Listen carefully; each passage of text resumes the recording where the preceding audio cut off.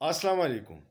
آج اسلام آباد پولیس نے لاہور میں زمان پارک میں عمران خان کو گرفتار کرنے کی کوشش کی، لیکن منٹوں میں وہاں ہزاروں کارکن پہنچ گئے اور اسلام آباد پولیس کو پیچھے ہٹنا پڑا۔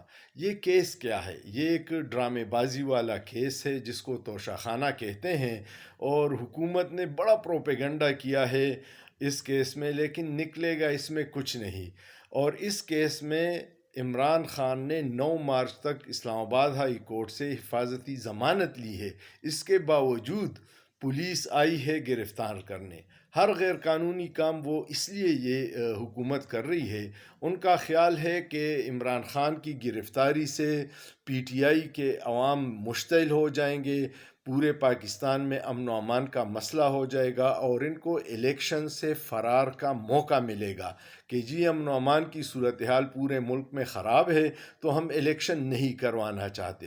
لیکن فواد چودھری نے بہت ہوشیاری سے عوام کو یہ اپیل کی ہے کہ ان کی یہ خواہش کبھی آپ نے پوری نہیں کرنی، ہم نے قانون کو ہاتھ میں نہیں لینا، پرامن احتجاج کرنا ہے اور عمران خان کو کسی صورت گرفتار نہیں ہونے دینا۔ ہم آئین اور قانون کے ساتھ ہیں۔ 9 مارچ تک ان کی ضمانت ہے، اس کے بعد بھی ہم ضمانت کی توسیع کی درخواست دیں گے اور عمران خان کو کسی صورت گرفتار نہیں ہونے دیں گے۔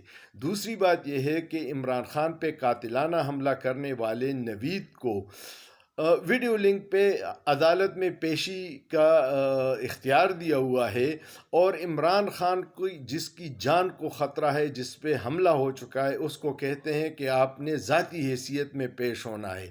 یہ قانون اور آئین کے ساتھ مذاق ہے۔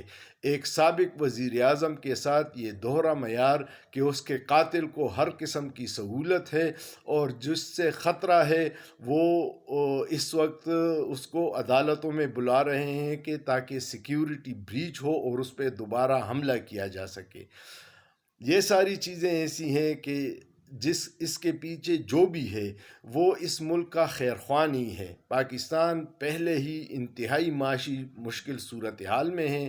آپ کو پتہ ہے کہ 71 میں بھی اسی طرح عوامی خواہشات کے برعکس ایک عوامی لیڈر کا راستہ روکنے کی کوشش کی گئی۔ یہ ساری پارٹیاں اور اسٹیبلش مل کے انہوں نے عوامی لیگ کے سربراہ کو اقتدار منتقل نہیں کیا، جس نے بھاری اکثریت سے الیکشن جیت لیا تھا، اور اس کا نتیجہ یہ ہوا کہ ملک دو لخت ہو گیا۔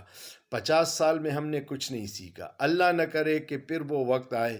اللہ پاکستان کی حفاظت کرے، لیکن موجودہ حالات کو دیکھتے ہوئے لگتا ایسا ہے کہ پاکستان کو کسی بیرونی دشمن کی ضرورت نہیں ہے، ہم خود ہی اس کو تباہ کرنے کے لیے کافی ہیں۔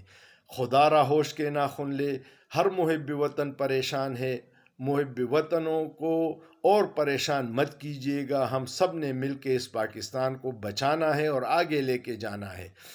جتنا آپ ظلم کریں گے اتنا ہی لوگوں کا آپ سے نفرت میں اضافہ ہوگا، اور یہ ریاست کے لیے نقصان دہ ہے۔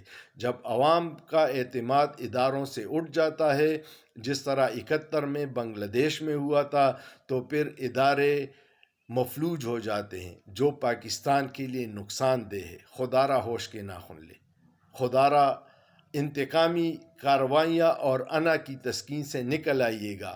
یہ بھی خبر ہے کہ کسی بڑے نے نواز شریف سے وعدہ کیا تھا کہ عمران خان کو ہر صورت جیل میں ڈالیں گے، اور اب وہ اپنے وعدے کی تکمیل کی طرف جا رہے ہیں، لیکن اس کا نقصان پاکستان اور عوام کا ہوگا۔ آپ تو چلے جائیں گے، یہ پاکستان تا قیامت رہے گا، لیکن اتنا زخمی کر دیں گے کہ اس کے زخم سے پھر ناسور بن جائے گا۔ مت کیجیے گا، پاکستان پہ رحم کیجیے گا، عوام پہ رحم کیجیے گا۔ سوچئے، سوچنا جرم نہیں ہے۔